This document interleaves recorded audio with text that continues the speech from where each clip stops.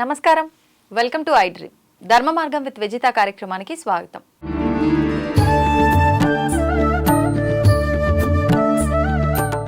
ప్రస్తుతం మనతో పాటు ఉన్నారు శ్రీ స్వామి స్థిత ప్రజ్ఞానంద సరస్వతి గారు. ఇప్పుడు వారితో మాట్లాడి మరిన్ని మంచి మంచి విషయాలు అడిగి తెలుసుకునే ప్రయత్నం చేద్దాం.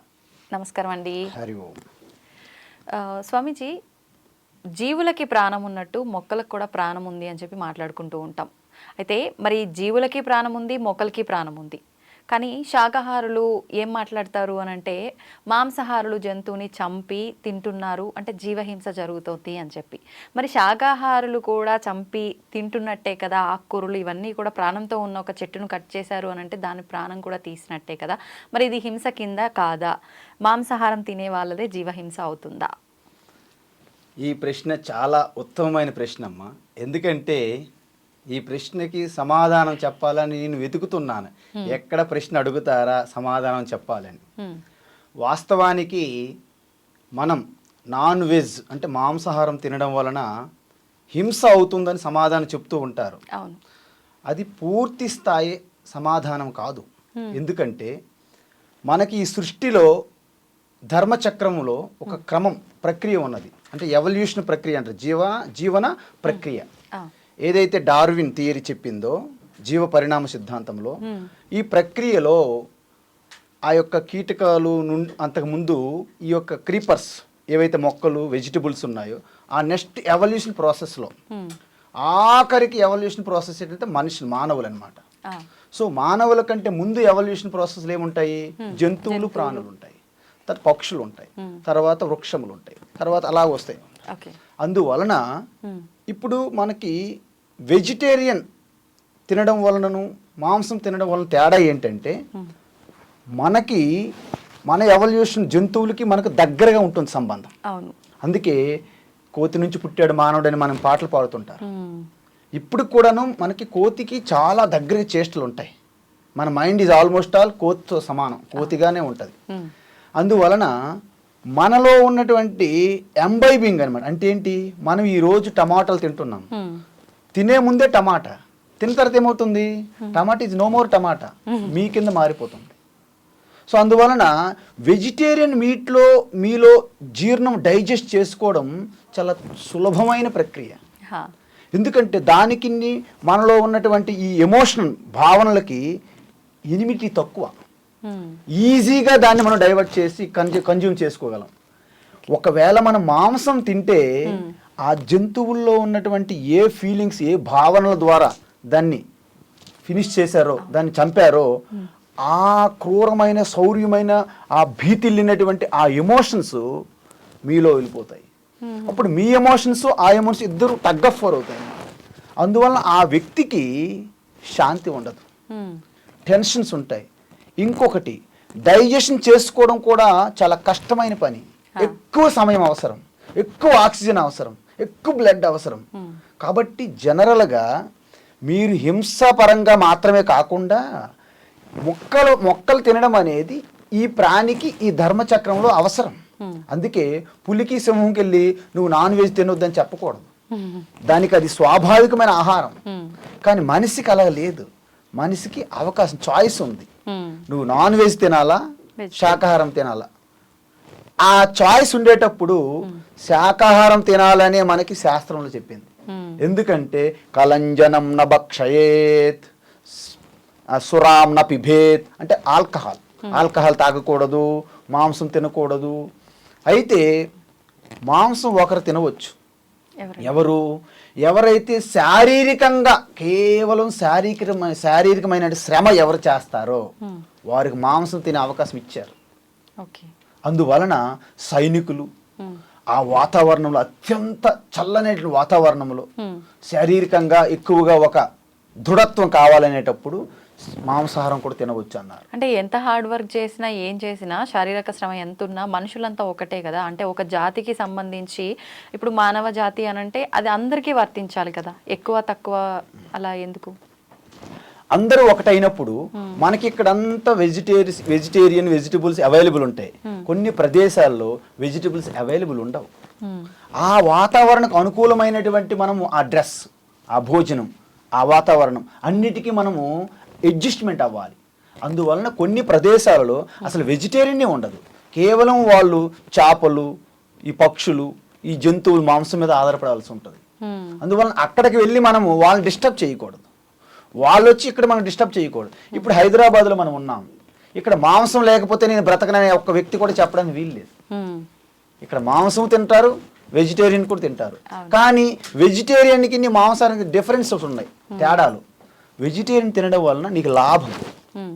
నీలో ఉన్నటువంటి 3 గుణములు ఉన్నాయని చెప్పాను, తమో గుణము, రజో గుణము, సత్వ గుణము. నువ్వు మాంసం తినడం వలన తమో గుణం పెరుగుతుంది. తమో గుణం పెరగడం వలన నీ యొక్క ప్రక్రియలు ఎవల్యూషన్ పైకి వెళ్ళవు, కిందకి వెళ్ళిపోతుంది. కిందకి వెళ్ళిపోతుంది అంటే నీకు శారీరకంగా చూసుకుంటున్నావు తప్ప ఒక మనస్సు, బుద్ధి, ఇంకా స్పిరిచువల్గా ఆధ్యాత్మికంగా నీకు వృద్ధి లేదు.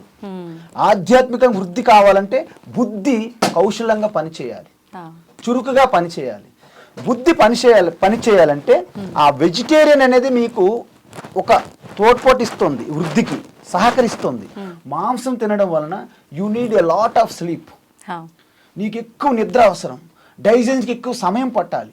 అంటే యూ ఆల్మోస్ట్ ఆల్ కంప్లీట్లీ నిద్ర, లేజీ, వీటి మీద వెళ్ళిపోతున్నావు అనమాట. అంటే నీ యొక్క ఏదైతే ఆధ్యాత్మిక వృద్ధిని నీవే కోరుకొని వ్యతిరేక దిశలో తీసుకుపోతున్నావు.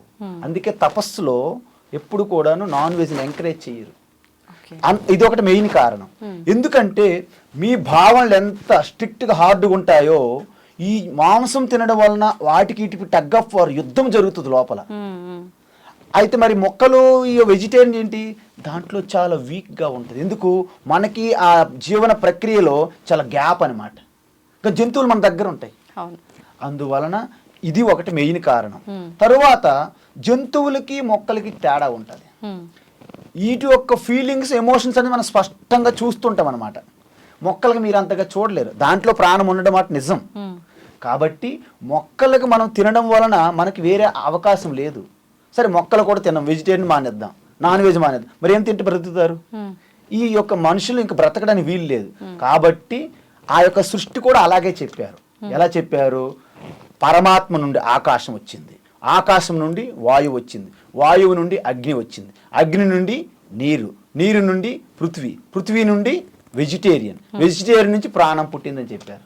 అంతేగాని మాంసం నుండి ప్రాణం పుట్టిందని చెప్పలేదు. మళ్ళీ అంటే మనకు ఉపనిషత్తుల్లో కూడాను వెజిటేరియనే మన యొక్క ముఖ్య ఆహారం అని చెప్పారు మనుషులకి. మనుషుల ముఖ్య ఆహారం వెజిటేరియన్. అందులో వెజిటేరియన్ తినడం వలన ఈ హింస అనేది పక్కన పెడితే మీకు అది చాలా అవసరం. మీరు మనిషి యొక్క జన్మ ఏదైతే పొందారో ఆ లెవెల్ నుండి దైవత్వం అనే లెవెల్లోకి వెళ్ళాలనే ఒక తపస్సు మీకు అవసరం. కాబట్టి దానికి వెజిటేరియన్ అని సహకరిస్తుంది. ఎందుకు? సాత్విక ఆహారం వెజిటేరియన్, మాంసం అనేది తామసిక ఆహారం. ఓకే, అంటే స్వామీజీ ఇప్పుడు మీరు అన్నారు ఆధ్యాత్మికంగా వెళ్ళాలి అని అంటే ఈ మాంసాహారం అనేది అసలు పనికిరాదు అని చెప్పి. ఇప్పుడు చాలామంది మాంసాహారం అయితే తినడానికి తింటున్నారు. తిన్న తర్వాత ఈ పూజలు ఇవన్నీ చేసేటప్పుడు, అంటే తిన్న తర్వాత పూజలు చేస్తారని కాదు కానీ మేము మాంసాహారులం, మరి మేము చేసే పూజలు ఫలిస్తాయా? అంటే అందరూ ఇప్పుడు సమాజంలో ఏం జరుగుతుందో మేము అదే పాటిస్తున్నాం, అందరూ తింటున్నారు మేము తింటున్నాం, మరి మేము పూజల్లో ఎక్కువ ఆధ్యాత్మిక మార్గంలో ఎక్కువగా ఉన్నాము, మరి మేము చేసే పూజలు వర్తిస్తాయా, ఫలిస్తాయా అని చాలా మందిలో ఒక సందేహం. మీరు మాంసం తింటున్నారా, వెజిటేరియన్ తింటున్నారా అనేది పూజకి సంబంధం లేదమ్మా. కానీ మీరు మాంసం తినడం వలన మీ పూజలో ఏకాగ్రత సిద్ధించడం కష్టమవుతుంది. అందువలన ఎందుకంటే మనం ఏ ఆహారం తింటే ఆ ఆహారం యొక్క సూక్ష్మతత్వము మన మనస్సులో వెళ్ళి యాడ్ అవుతుంది. ఎలా అంటే మనం ఆహారం, ఒక ఘన పదార్థమైన ఆహారం తిన్నాం అనుకోండి, అది స్థూలంగా ఉన్నది మన ఫికిల్ మ్యాటర్గా మారుతుంది. మధ్యస్థ పదార్థం మన యొక్క మాంసంగా మారుతుంది. సూక్ష్మమైన పదార్థం వెళ్ళి ఆ యొక్క మనస్సులో యాడ్ అవుతుంది. అందువలన మీరు ఒక వంకాయ తిన్నారనుకోండి, వంకాయని అంతా మీరు అబ్జర్వ్ చేసుకుంటున్నారు. అదే ఒక కోడిని తిన్నారనుకోండి, కోడిని అబ్జర్వ్ చేసుకుంటున్నారు. సో వంకాయలో ఉన్నటువంటి అత్యంత అన్మానిఫెస్టెడ్, అంటే అవ్యక్తంగా ఉన్న భావనలు మీ భావనలకు ఎటువంటి డిస్టర్బెన్స్ చేయవు. కానీ కోడిలో ఉన్నటువంటి కొంచెం ఇంకా గ్రోత్ అయినాయి, మెచ్యూర్ అయినాయి, సో అవి వెళ్ళి మీ భావనలో యాడ్ అవుతాయి. అందువలన ఆ భావనలకి ఈ భావనలకి మధ్య టగ్ ఆఫ్ వార్ జరుగుతుంది, వారు. అందువలన ఇంకా మీరు గొర్రెలను తిన్నారనుకోండి, మేకలను తిన్నారనుకోండి, పందులను తిన్నారనుకోండి, అవసరమైతే ఇంక దేన్ని ఆవులు తింటారు, బర్రెలు తింటారు, దీన్ని బట్టి మీకు ఏమర్థమైంది? బర్రెలను తినేవాడికి ఎంత తమస్సికమైనటువంటి గుణం వెళ్ళి మీలో యాడ్ అవుతుంటుంది. మీకు ఆల్రెడీ అప్పటికే ఏదో కొద్ది మాత్రం మీకు సత్వగుణం ఉండి పూజ అన్నారు, ఇక ఇది వెళ్ళి యాడ్ అయిన తర్వాత అది కూడా చేయనివ్వదు. ఒకవేళ మీరు చేసినా అక్కడ వెళ్ళి ఎలా పడుకుంటారు, లేకపోతే డల్గా ఉంటారు, అందరితో పాటు అలా వెళ్ళిపోతుంటారు తప్ప మీకు ఏకాగ్రత, మీ యొక్క ఆ యొక్క వివేకమైనటువంటి బుద్ధి, ఆ షార్ప్నెస్ మీలో ఉండవు, తక్కువ ఉంటాయి. అంటే ఇప్పుడు మీరు చెప్తున్న దాన్ని బట్టి ఆహార ప్రభావం మనిషిని ప్రభావితం చేస్తుంది కాబట్టి మనం ఉండే బద్ధకంగా ఉన్నా, క్రూరంగా ఉన్నా, సాత్వికంగా ఉన్నా అదంతా ఆహారాన్ని బట్టే జరుగుతుంది అంటున్నారు కదా. మరైతే ఇప్పుడు మనం చేసిన కర్మలను బట్టే మన లైఫ్ అంతా కూడా డిసైడ్ చేయబడుతుంది అంటారు కదా. మనం తినే ఆహారం మరి ఇంత ప్రభావం చూపిస్తుంది అని అంటే ఎలా నమ్మొచ్చు అంటారు? మనము తినే ఆహారము కూడా ప్రభావితం చేస్తుంది అంటున్నాను. కూడా మీరు తిన్న ఆహారం మాత్రమే ప్రభావితం చేయదు. ఈ జీవితం అనేది అనంతమైన కారణాలతో నడుస్తుంటదమ్మా. దాంట్లో మచ్చుకి మనం ఒకటి రెండు చెప్తుంటాము, మిగతా అన్నింటినీ కలిపి ప్రారబ్ధమనియో లేకపోతే ఈశ్వరుడనియో ఏదో ఒక పేరు పెడతాం. ఎందుకంటే ఈరోజు ఈ కార్యక్రమం ఇక్కడ జరగాలంటే ఇక్కడ అనేక రకమైనటువంటి వాతావరణ పరిస్థితులు మనకు అనుకూలించాలి. ముఖ్యంగా 2-3 చెప్పి మిగతావన్నీ మిస్లేనియస్ కింద తోచేస్తాం అన్నమాట మనం. మిస్లేనియస్.